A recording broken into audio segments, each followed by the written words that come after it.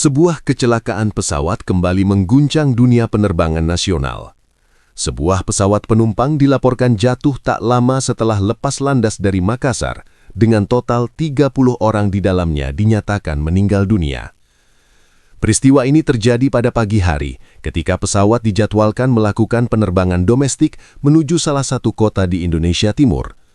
Berdasarkan data awal dari otoritas penerbangan, pesawat lepas landas dalam kondisi normal dan tidak menunjukkan gangguan teknis yang signifikan pada saat persiapan. Namun, sekitar beberapa menit setelah mengudara, kontak dengan pesawat dilaporkan terputus. Tim pencarian dan penyelamatan yang dikerahkan segera menuju titik terakhir yang terdeteksi oleh radar. Lokasi jatuhnya pesawat berada di area yang relatif terpencil, sehingga proses evakuasi menghadapi sejumlah kendala, termasuk akses medan dan kondisi cuaca. Seluruh penumpang dan awak yang berada di dalam pesawat dipastikan tidak selamat. Di tengah proses investigasi yang masih berlangsung, muncul satu fakta yang menarik perhatian publik. Pilot pesawat tersebut diketahui sempat mengirim sebuah pesan sebelum penerbangan dimulai. Pesan tersebut dikirim melalui perangkat pribadi kepada salah satu rekannya. Waktu pengirimannya tercatat kurang dari 1 jam sebelum pesawat lepas landas. Isi pesan tidak panjang, namun cukup menimbulkan pertanyaan. Dalam pesan tersebut, pilot menyampaikan kalimat yang dinilai tidak biasa untuk situasi menjelang penerbangan. Pihak berwenang belum mengungkapkan secara detail isi pesan tersebut, namun mengonfirmasi bahwa pesan tersebut kini menjadi bagian dari materi investigasi. Dari sisi teknis, otoritas penerbangan menyatakan bahwa pesawat telah melalui pemeriksaan rutin sebelum keberangkatan. Tidak ditemukan indikasi kerusakan yang dapat mengganggu keselamatan penerbangan. Cuaca pada saat kejadian juga dilaporkan dalam kondisi relatif stabil, meskipun terdapat awan tebal di beberapa titik jalur penerbangan. Tim investigasi kini tengah mengumpulkan berbagai data penting, termasuk rekaman percakapan di kokpit, data penerbangan dari black box, serta keterangan dari pihak terkait di bandara keberangkatan. Fokus utama penyelidikan adalah untuk mengetahui apakah kecelakaan ini disebabkan oleh faktor teknis, human error, atau kombinasi dari beberapa faktor. Di sisi lain, pesan yang dikirim oleh pilot menjadi perhatian tersendiri. Beberapa pihak menilai bahwa pesan tersebut dapat memberikan petunjuk awal mengenai kondisi psikologis atau situasi yang dihadapi pilot sebelum penerbangan. Namun hingga saat ini belum ada kesimpulan resmi yang dapat mengaitkan isi pesan tersebut dengan penyebab kecelakaan. Pemerintah melalui instansi terkait menyampaikan belasungkawa kepada keluarga korban dan memastikan bahwa investigasi akan dilakukan secara menyeluruh dan transparan. Sementara itu, masyarakat diimbau untuk tidak berspekulasi sebelum hasil resmi penyelidikan diumumkan. Kasus ini masih dalam tahap awal penanganan, dan seluruh kemungkinan masih terbuka. Seiring berjalannya waktu, tim investigasi mulai menyusun ulang kronologi menit demi menit sebelum pesawat lepas landas dari Makassar. Fokus utama kini tidak hanya pada kondisi teknis pesawat, tetapi juga pada aktivitas dan komunikasi pilot dalam beberapa jam sebelum penerbangan. Dari hasil penelusuran awal, diketahui bahwa pilot tiba di bandara sesuai jadwal. Ia menjalani prosedur briefing bersama kru dan tidak menunjukkan tanda-tanda gangguan yang mencolok. Beberapa rekan kerja menyebutkan bahwa pilot tampak seperti biasa, tenang, fokus, dan profesional. Namun, satu detail mulai menarik perhatian. Pesan yang dikirim oleh pilot sebelum penerbangan akhirnya mulai terungkap secara terbatas kepada tim penyelidik. Menurut sumber internal, pesan tersebut tidak berkaitan langsung dengan operasional penerbangan. Isi pesannya bersifat personal, namun mengandung kalimat yang dinilai tidak biasa. Pilot disebut menulis, "Kalau sesuatu terjadi, kamu sudah tahu apa yang harus dilakukan." Pesan ini dikirim kepada seseorang yang memiliki hubungan dekat dengan pilot, namun bukan bagian dari kru penerbangan. Penerima pesan telah dimintai keterangan oleh pihak berwenang. Dalam pernyataannya, ia mengaku tidak memahami maksud dari kalimat tersebut secara spesifik. Ia juga menyebut bahwa tidak ada percakapan lanjutan setelah pesan itu dikirim. Fakta ini menimbulkan dua kemungkinan awal. Pertama, pesan tersebut merupakan bentuk komunikasi pribadi yang tidak berkaitan dengan penerbangan. Kedua, pesan tersebut bisa menjadi indikasi adanya sesuatu yang diketahui oleh pilot sebelum keberangkatan. Tim investigasi kemudian memperluas pemeriksaan terhadap riwayat komunikasi pilot dalam 48 jam terakhir. Dari data yang dikumpulkan, ditemukan bahwa pilot sempat melakukan beberapa panggilan yang tidak biasa, baik dari segi durasi maupun waktu. Beberapa panggilan dilakukan larut malam. Namun hingga saat ini, isi percakapan tersebut belum dapat dipastikan. Di sisi lain, hasil awal dari analisis radar menunjukkan bahwa pesawat sempat mengalami perubahan arah yang tidak sesuai dengan jalur penerbangan standar beberapa saat sebelum kontak hilang. Perubahan ini berlangsung singkat, namun cukup untuk menjadi perhatian. Apakah perubahan arah tersebut merupakan upaya menghindari sesuatu? Atau justru bagian dari kondisi darurat yang tidak sempat dikomunikasikan? Tim investigasi juga mulai memeriksa kemungkinan adanya gangguan pada sistem komunikasi pesawat. Namun sejauh ini, belum ditemukan indikasi kuat adanya kerusakan pada perangkat komunikasi sebelum hilangnya kontak. Sementara itu, perhatian publik terus meningkat. Muncul berbagai spekulasi mengenai isi pesan pilot dan kaitannya dengan kecelakaan. Namun pihak berwenang kembali menegaskan bahwa seluruh temuan masih dalam tahap analisis dan belum dapat disimpulkan. Di tengah semua itu, satu fakta tetap menjadi pusat perhatian. Seorang pilot berpengalaman yang menjalankan prosedur normal mengirim pesan yang tidak biasa beberapa saat sebelum pesawat yang ia kendalikan mengalami kecelakaan fatal. Kini, penyelidikan tidak hanya berusaha menjawab bagaimana kecelakaan itu terjadi, tetapi juga mengapa pesan itu dikirim dan apakah keduanya memiliki hubungan yang belum terlihat. Penyelidikan mulai memasuki tahap yang lebih teknis ketika tim berhasil menemukan dan mengamankan dua komponen penting dari pesawat, yaitu perekam data penerbangan dan perekam suara kokpit atau yang dikenal sebagai black box. Perangkat tersebut ditemukan di area jatuhnya pesawat yang berjarak beberapa kilometer dari titik terakhir radar di sekitar wilayah perairan dekat Makassar. Proses evakuasi dilakukan dengan hati-hati mengingat kondisi medan yang sulit dan serpihan pesawat yang tersebar. Dari hasil pembacaan awal, data penerbangan menunjukkan bahwa pesawat sempat mengalami penurunan ketinggian secara tidak wajar dalam waktu yang sangat singkat. Penurunan ini tidak diawali oleh sinyal darurat, tidak ada permintaan bantuan dari kokpit, dan tidak ada komunikasi terakhir yang menunjukkan adanya gangguan besar. Hal ini menjadi salah satu anomali utama dalam kasus ini. Di sisi lain, rekaman suara kokpit mulai memberikan gambaran awal mengenai situasi di dalam pesawat sebelum kejadian. Dalam beberapa menit terakhir sebelum hilangnya kontak, terdengar percakapan antara pilot dan kopilot yang menunjukkan adanya kebingungan terhadap indikator tertentu. Namun, yang menjadi perhatian adalah tidak ada tanda kepanikan ekstrim. Nada suara tetap terkendali. Instruksi disampaikan secara profesional. Namun, dalam satu bagian rekaman, terdapat jeda singkat, sekitar 3 detik, di mana tidak ada suara sama sekali. Setelah jeda itu, terdengar suara pilot mengatakan satu kalimat yang kini menjadi fokus analisis. Tidak seharusnya aktif sekarang. Kalimat tersebut disampaikan dengan nada rendah namun jelas. Tim investigasi kini mencoba mengaitkan pernyataan tersebut dengan sistem yang ada di pesawat. Apakah yang dimaksud adalah sistem navigasi, sistem autopilot, atau sesuatu yang lain? Sejauh ini belum ada kesimpulan pasti. Namun, kalimat tersebut mengindikasikan bahwa pilot menyadari adanya kondisi yang tidak sesuai dengan prosedur normal. Sementara itu, pemeriksaan terhadap riwayat perawatan pesawat menunjukkan bahwa dalam beberapa hari sebelum kejadian, pesawat sempat menjalani pemeriksaan ringan. Tidak ada laporan kerusakan besar, namun terdapat catatan mengenai penggantian salah satu modul sistem elektronik.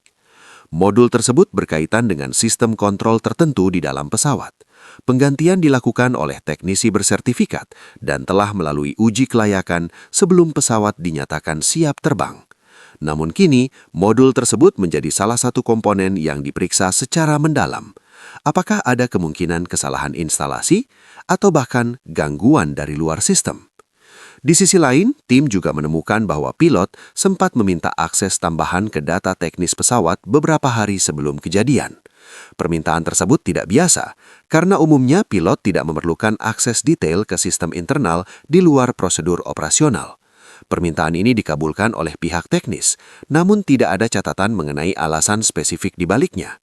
Jika dikaitkan dengan pesan yang dikirim sebelum penerbangan, serta pernyataan dalam rekaman kokpit, maka muncul satu kemungkinan baru, bahwa pilot mungkin telah mengetahui adanya sesuatu yang tidak normal bahkan sebelum pesawat lepas landas. Namun yang menjadi pertanyaan adalah, jika ia mengetahui hal tersebut, mengapa penerbangan tetap dilanjutkan? Apakah ia tidak memiliki cukup bukti untuk membatalkan, atau justru ia berada dalam situasi yang tidak memberinya pilihan? Kini, penyelidikan tidak hanya berfokus pada sistem pesawat, tetapi juga pada keputusan manusia di baliknya. Keputusan untuk tetap terbang, keputusan untuk tidak melaporkan secara resmi, dan keputusan untuk mengirim sebuah pesan yang kini menjadi satu-satunya petunjuk awal bahwa sesuatu tidak berjalan sebagaimana mestinya. Perkembangan terbaru dalam penyelidikan menghadirkan temuan yang menambah kompleksitas kasus ini. Dari hasil pemeriksaan forensik terhadap salah satu korban awak kabin, seorang pramugari berinisial A, ditemukan indikasi adanya luka yang tidak sepenuhnya konsisten dengan dampak kecelakaan semata. Tim medis menyatakan bahwa terdapat tanda-tanda kekerasan fisik yang diduga terjadi sebelum insiden jatuhnya pesawat.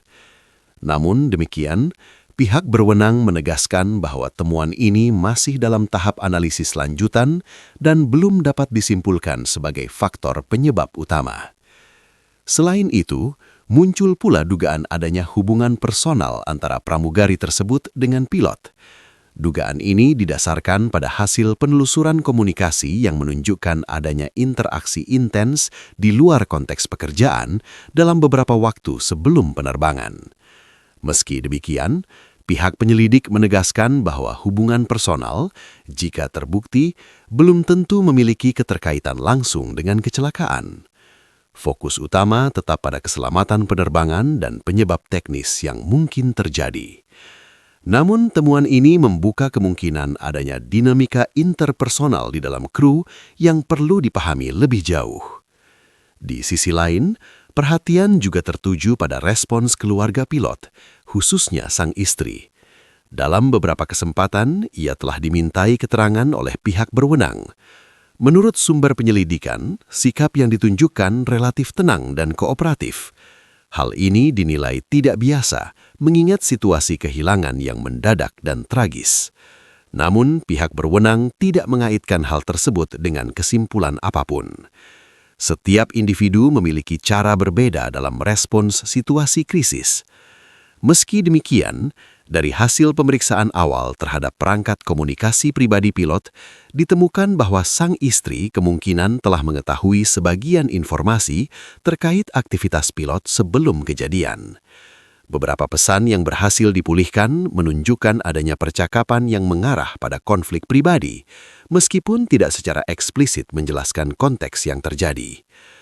Tim investigasi kini berupaya menyusun keterkaitan antara temuan forensik, riwayat komunikasi, dan kondisi psikologis kru sebelum penerbangan. Apakah ada tekanan internal yang mempengaruhi situasi di dalam kokpit? Atau apakah temuan ini berdiri sendiri tanpa hubungan langsung dengan kecelakaan? Pihak berwenang kembali menegaskan bahwa seluruh kemungkinan masih terbuka dan proses investigasi dilakukan secara menyeluruh. Temuan tambahan ini belum mengubah fokus utama penyelidikan, namun memberikan dimensi baru yang perlu dianalisis secara hati-hati. Hingga saat ini, belum ada kesimpulan resmi mengenai keterkaitan antara dinamika personal awak pesawat dan insiden yang terjadi. Namun satu hal yang pasti, setiap detail, sekecil apapun, kini menjadi bagian penting dalam upaya mengungkap kebenaran di balik kecelakaan ini. Setelah seluruh rangkaian fakta, analisis teknis dan pola keterkaitan disusun secara menyeluruh, penyelidikan akhirnya mencapai titik penentuan. Pihak berwenang secara resmi meningkatkan status kasus ini dari dugaan kecelakaan kerja menjadi penyelidikan tindak pidana. Langkah ini diambil setelah hasil forensik terbaru memperkuat indikasi adanya interaksi fisik sebelum korban jatuh, serta ditemukannya hubungan yang konsisten antara akses data, aliran dana, dan komunikasi yang melibatkan dua pihak utama, istri korban dan pemilik proyek. Dalam pemeriksaan lanjutan, sang istri akhirnya mengakui bahwa ia mengetahui keberadaan sistem tersembunyi dalam bangunan tersebut.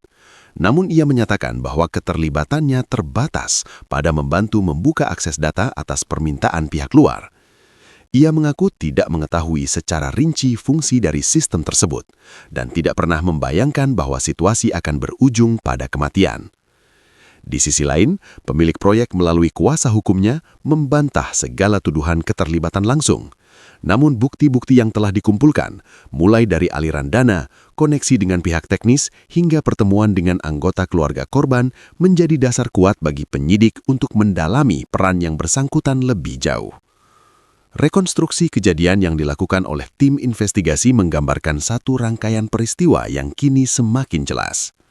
Malam sebelum kejadian, seseorang dikirim ke lokasi proyek untuk mengambil perangkat yang disembunyikan dalam struktur bangunan.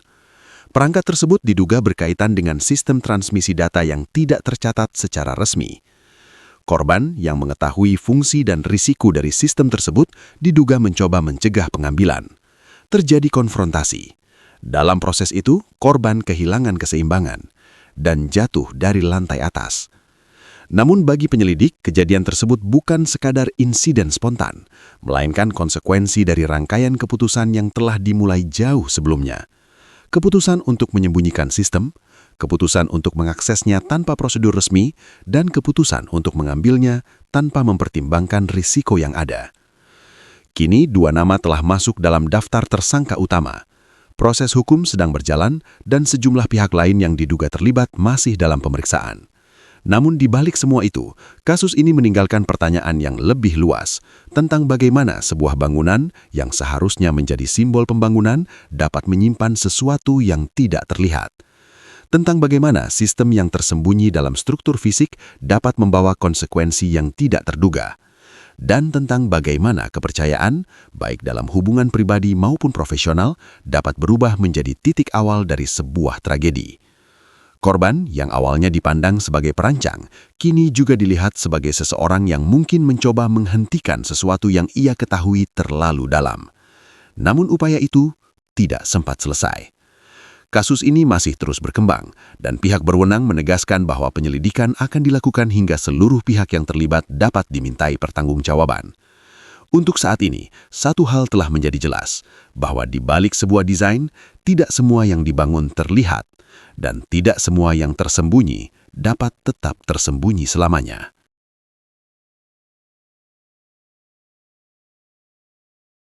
Penyelidikan kini memasuki tahap yang lebih mendalam dengan menggabungkan seluruh temuan teknis dan non-teknis ke dalam satu kerangka analisis terpadu. Tim investigasi mulai memfokuskan perhatian pada kemungkinan adanya intervensi terhadap sistem pesawat, baik dari dalam maupun dari luar. Hasil pemeriksaan lanjutan terhadap modul elektronik yang diganti sebelum penerbangan menunjukkan adanya komponen tambahan yang tidak tercantum dalam spesifikasi standar pabrikan. Komponen tersebut berukuran kecil, tersembunyi di dalam rangkaian utama, dan tidak memiliki identifikasi resmi. Para ahli menyebutnya sebagai inline module, perangkat yang dapat memodifikasi sinyal tanpa mengganggu sistem utama secara langsung. Fungsi pastinya masih dalam proses analisis, namun secara teoritis, perangkat seperti ini dapat digunakan untuk mengubah respons sistem terhadap input tertentu. Jika dikaitkan dengan rekaman kokpit dan pernyataan pilot, maka kemungkinan muncul bahwa sistem yang tidak seharusnya aktif bisa jadi dipicu oleh perangkat tersebut. Sementara itu, tim juga menemukan bahwa jalur komunikasi antara kokpit dan sistem kontrol mengalami gangguan singkat sebelum pesawat kehilangan kendali. Gangguan ini tidak berlangsung lama, namun cukup untuk mengganggu koordinasi antara pilot dan sistem otomatis. Dalam kondisi normal, gangguan seperti ini akan memicu alarm dan prosedur darurat. Namun dalam kasus ini, respons sistem terlihat tidak konsisten, seolah-olah ada dua perintah yang berjalan bersamaan. Di sisi lain, penyelidikan terhadap latar belakang teknisi yang melakukan penggantian modul juga menunjukkan kejanggalan. Teknisi tersebut tercatat sebagai tenaga kontrak, dokumennya lengkap, namun setelah ditelusuri lebih lanjut, identitasnya tidak ditemukan dalam database nasional. Alamat yang tercantum tidak valid, dan nomor kontak tidak aktif. Pola ini menunjukkan kemungkinan penggunaan identitas palsu. Artinya, proses penggantian komponen yang seharusnya menjadi prosedur rutin mungkin telah disusupi. Namun, twist kembali muncul ketika tim investigasi mengaitkan temuan ini dengan data komunikasi pilot. Salah satu nomor yang sempat dihubungi pilot sebelum kejadian ternyata memiliki koneksi dengan jaringan teknis di luar sistem resmi maskapai. Nomor tersebut tidak terdaftar atas nama individu, namun pernah terdeteksi aktif di area Bandara Makassar pada hari yang sama dengan penggantian modul. Ini membuka kemungkinan bahwa pilot telah mencoba menghubungi seseorang yang ia curigai terkait dengan anomali sistem, namun tidak mendapatkan jawaban yang jelas. Di sisi lain, perhatian kembali tertuju pada hubungan antara pilot dan pramugari A. Dari hasil analisis tambahan, ditemukan bahwa keduanya sempat berada di lokasi yang sama di luar jam kerja dalam beberapa kesempatan. Namun yang lebih penting adalah, dalam salah satu percakapan yang berhasil dipulihkan, pramugari tersebut sempat menyampaikan kekhawatiran mengenai sesuatu yang tidak beres di pesawat. Kalimat itu singkat, namun cukup untuk menunjukkan bahwa ia juga menyadari adanya kejanggalan. Jika ini benar, maka ada kemungkinan bahwa lebih dari satu orang di dalam kru mengetahui adanya sesuatu yang tidak normal sebelum penerbangan. Namun, tidak ada laporan resmi yang diajukan. Mengapa? Pertanyaan ini kini menjadi pusat penyelidikan. Apakah mereka tidak memiliki cukup bukti? Atau justru ada tekanan yang membuat mereka memilih untuk diam? Sementara itu, analisis terhadap sistem pesawat terus berlanjut. Para ahli kini mencoba merekonstruksi kemungkinan skenario berdasarkan data yang ada. Salah satu hipotesis yang muncul adalah adanya aktivasi sistem yang tidak sesuai dengan fase penerbangan. Sistem tersebut mungkin memicu respons otomatis yang bertentangan dengan kontrol manual pilot. Jika hal ini terjadi dalam waktu yang bersamaan, maka pesawat dapat kehilangan stabilitas dalam waktu singkat, dan tanpa koordinasi yang jelas, upaya pemulihan menjadi sangat terbatas.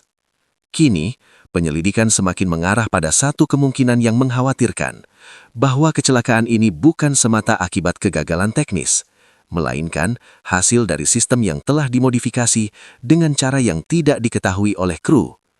Namun satu pertanyaan besar masih belum terjawab. Siapa yang memasang perangkat tersebut dan untuk tujuan apa?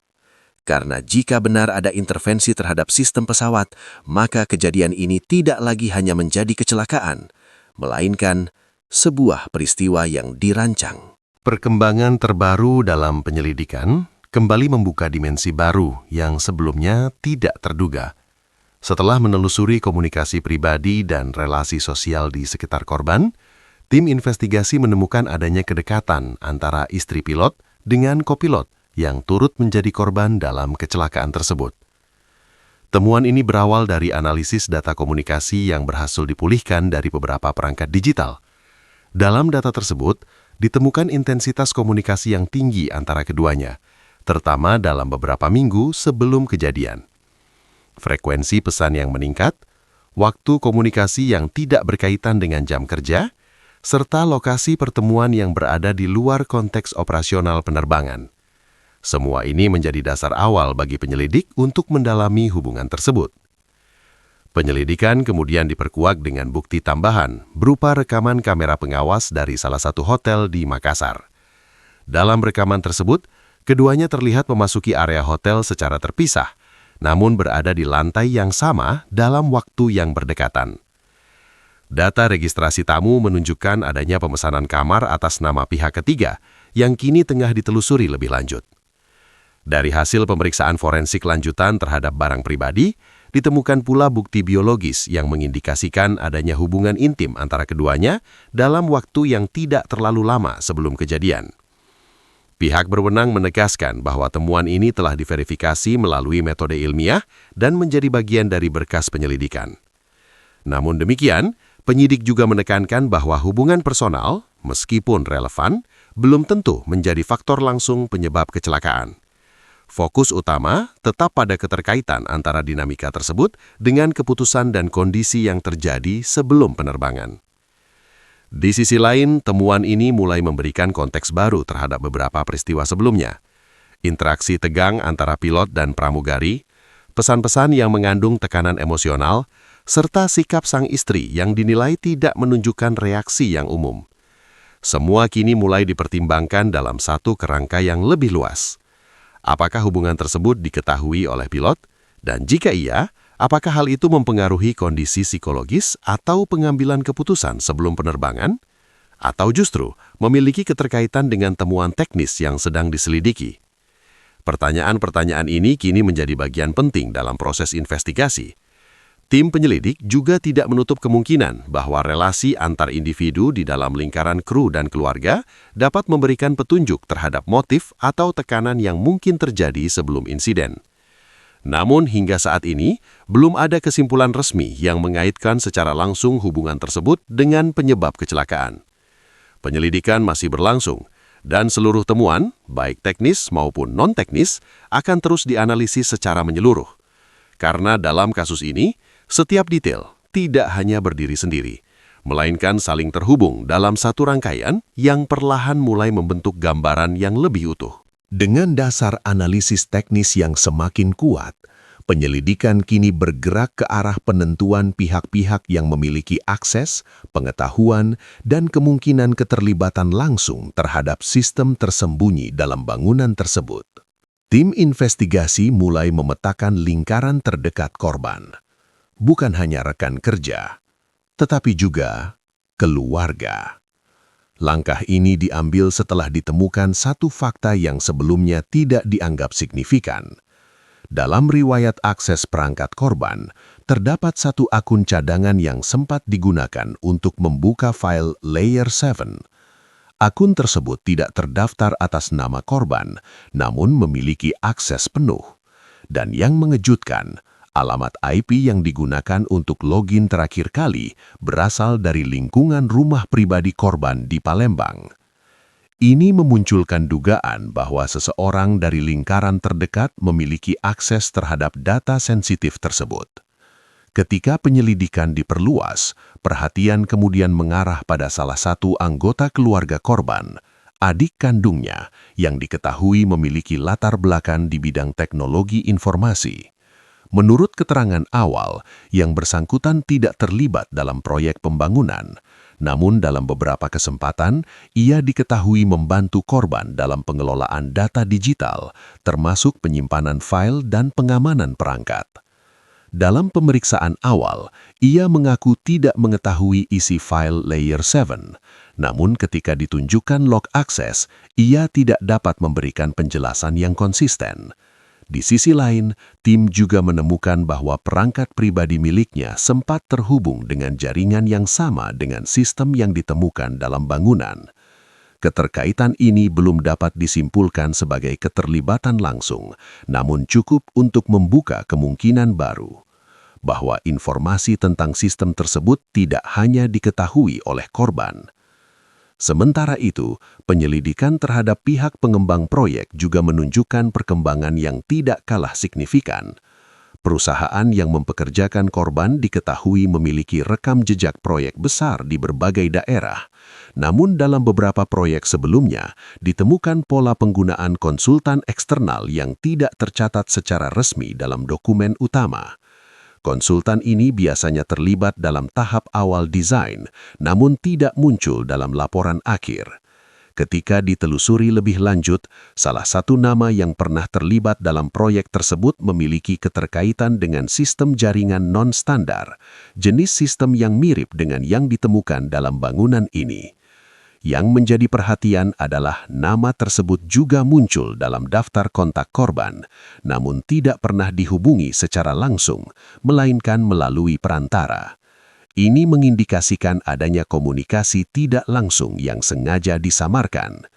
Namun twist paling tidak terduga muncul dari hasil pemeriksaan transaksi keuangan korban. Dalam beberapa bulan terakhir sebelum kejadian, terdapat aliran dana masuk dari pihak yang tidak teridentifikasi secara jelas. Jumlahnya tidak besar, namun rutin, dan dikirim melalui beberapa rekening berbeda. Ketika ditelusuri, sebagian dana tersebut ternyata berasal dari entitas yang terhubung dengan perusahaan pengembang proyek. Ini menimbulkan dua kemungkinan. Pertama, korban menerima dana sebagai bagian dari pekerjaan tambahan yang tidak tercatat. Kedua, korban dibayar untuk sesuatu yang tidak berkaitan dengan desain resmi bangunan.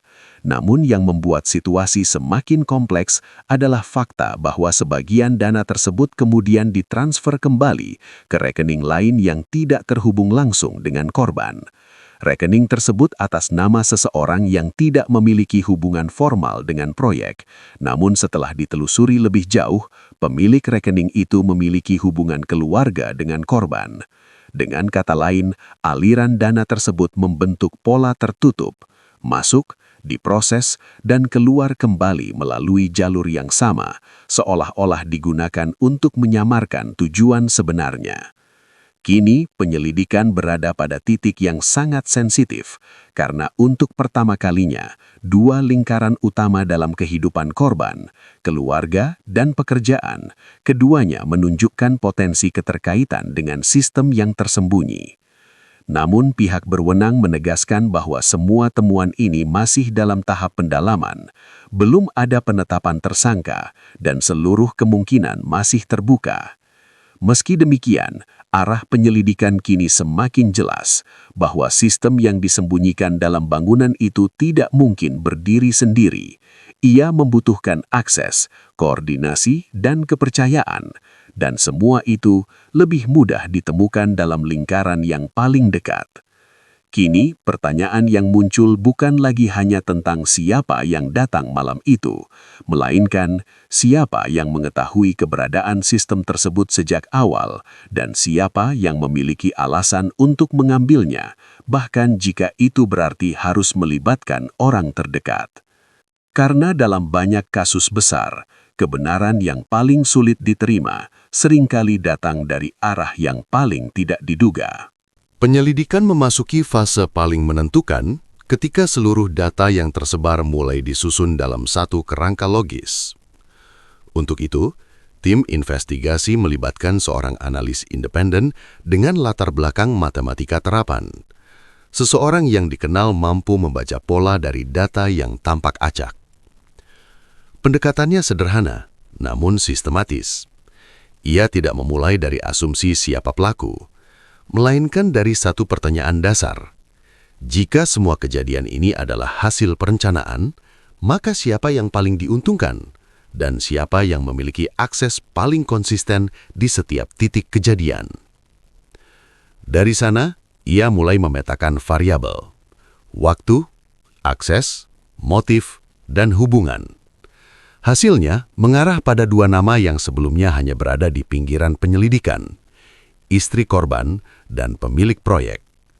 Dari sisi waktu, analis tersebut menunjukkan bahwa aktivitas digital yang mencurigakan, termasuk akses terhadap file layer 7, tidak terjadi secara acak. Pola akses selalu muncul pada jam-jam tertentu, dan menariknya, sebagian besar terjadi saat korban berada di luar rumah. Ini menunjukkan bahwa akses tersebut kemungkinan dilakukan oleh seseorang yang memiliki akses fisik ke korban tersebut, tanpa kehadirannya. Lingkaran ini sangat terbatas, dan secara logis mengarah ke dalam rumah tangga. Lebih lanjut, ia membandingkan waktu transaksi keuangan dengan aktivitas proyek. Ditemukan bahwa aliran dana dari pihak pengembang ke rekening yang terhubung dengan keluarga korban selalu terjadi menjelang perubahan signifikan dalam desain bangunan. Artinya, ada korelasi antara keputusan teknis dan aliran finansial. Dalam analisis matematis, pola seperti ini jarang terjadi secara kebetulan. Ia menunjukkan adanya hubungan sebab-akibat, atau setidaknya koordinasi. Dari sisi motif, penyelidikan menemukan bahwa hubungan antara korban dan istrinya tidak dalam kondisi stabil dalam beberapa bulan terakhir. Terdapat catatan komunikasi yang menunjukkan adanya konflik terkait pekerjaan korban, khususnya mengenai proyek yang sedang ia tangani. Dalam salah satu pesan yang berhasil dipulihkan, sang istri sempat menuliskan, kamu terlalu dalam. Ini bukan sekedar bangunan." Pernyataan tersebut pada awalnya dianggap sebagai kekhawatiran pribadi. Namun dalam konteks temuan saat ini memiliki makna yang berbeda. Sementara itu, pemilik proyek, seorang pengusaha dengan jaringan luas, memiliki kepentingan langsung terhadap kelangsungan pembangunan. Dari hasil audit internal, ditemukan bahwa proyek tersebut sempat mengalami potensi penundaan akibat perubahan desain yang tidak dijelaskan secara resmi. Perubahan tersebut berkaitan dengan area yang kini diketahui sebagai lokasi ruang tersembunyi. Jika sistem yang disembunyikan dalam bangunan itu memiliki fungsi tertentu, maka keterlambatan atau pembukaan sistem tersebut bisa berdampak besar, baik secara finansial maupun operasional.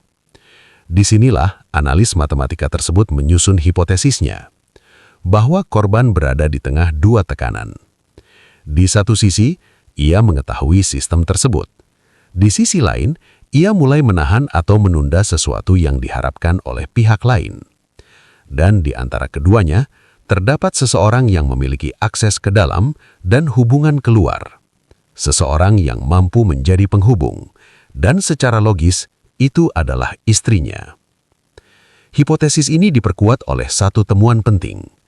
Dari rekaman CCTV di sekitar rumah korban, terlihat bahwa pada malam sebelum kejadian, sang istri sempat menerima tamu, seorang pria, yang kemudian diidentifikasi memiliki keterkaitan dengan jaringan bisnis pemilik proyek. Pertemuan berlangsung singkat, namun waktunya berdekatan dengan pengiriman pesan misterius yang diterima korban. Sudah waktunya dibuka. Analis tersebut kemudian menyusun ulang seluruh kejadian dalam satu garis logika. Akses terhadap sistem diketahui oleh korban. Informasi tersebut juga diketahui oleh sang istri. Pemilik proyek memiliki kepentingan untuk mengaktifkan atau mengambil sistem tersebut. Ketika korban tidak memenuhi permintaan, maka informasi dialihkan melalui jalur lain. Pertemuan terjadi, instruksi diberikan, dan seseorang dikirim untuk mengambil apa yang dibutuhkan. Namun yang tidak terduga adalah korban masih berada di lokasi dan kemungkinan besar menolak. Konfrontasi terjadi, dan dalam momen itu situasi berubah dari rencana pengambilan menjadi insiden fatal.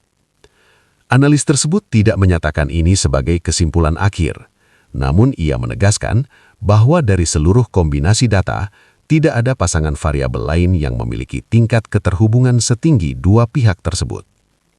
Istri dan pemilik proyek.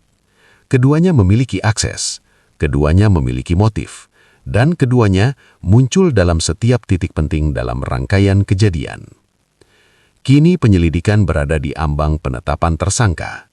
Namun seperti yang sering terjadi dalam kasus kompleks, kebenaran logis tidak selalu langsung menjadi bukti hukum. Masih dibutuhkan verifikasi, masih dibutuhkan penguatan. Namun satu hal kini mulai terlihat jelas, bahwa di balik jatuhnya seorang arsitek dari gedung yang ia rancang sendiri, tersimpan sebuah jaringan keputusan, yang tidak hanya melibatkan perencanaan teknis, tetapi juga kepercayaan yang dikhianati. Dan dalam kasus ini, kemungkinan terbesar justru mengarah pada dua pihak yang paling dekat dengan korban. Satu di dalam rumah, dan satu lagi di balik proyek itu sendiri. Setelah seluruh rangkaian fakta, analisis teknis, dan pola keterkaitan disusun secara menyeluruh, penyelidikan akhirnya mencapai titik penentuan.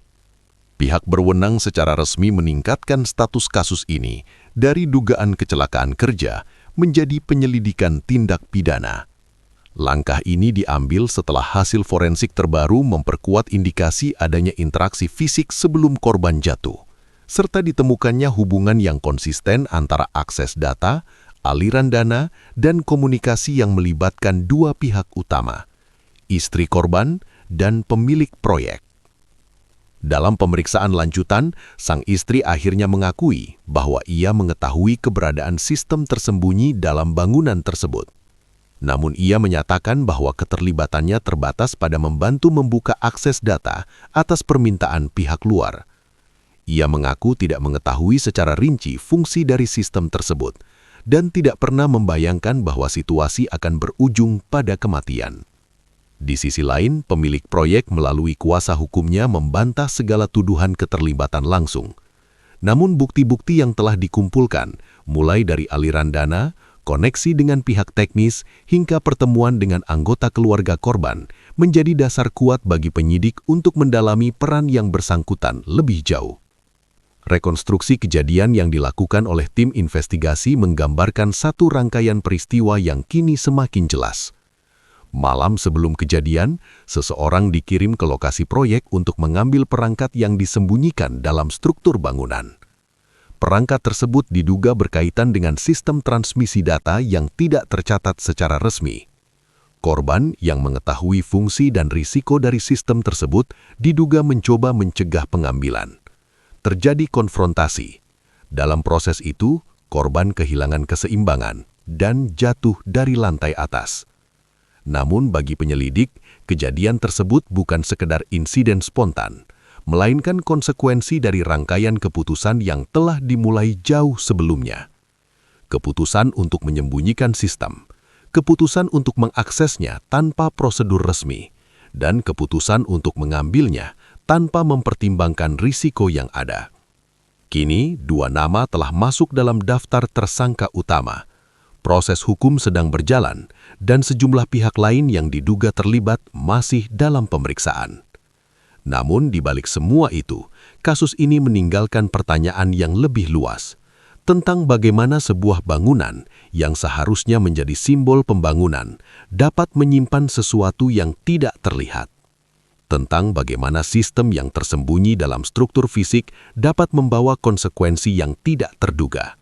Dan tentang bagaimana kepercayaan, baik dalam hubungan pribadi maupun profesional, dapat berubah menjadi titik awal dari sebuah tragedi. Korban yang awalnya dipandang sebagai perancang, kini juga dilihat sebagai seseorang yang mungkin mencoba menghentikan sesuatu yang ia ketahui terlalu dalam. Namun upaya itu tidak sempat selesai. Kasus ini masih terus berkembang, dan pihak berwenang menegaskan bahwa penyelidikan akan dilakukan hingga seluruh pihak yang terlibat dapat dimintai pertanggungjawaban.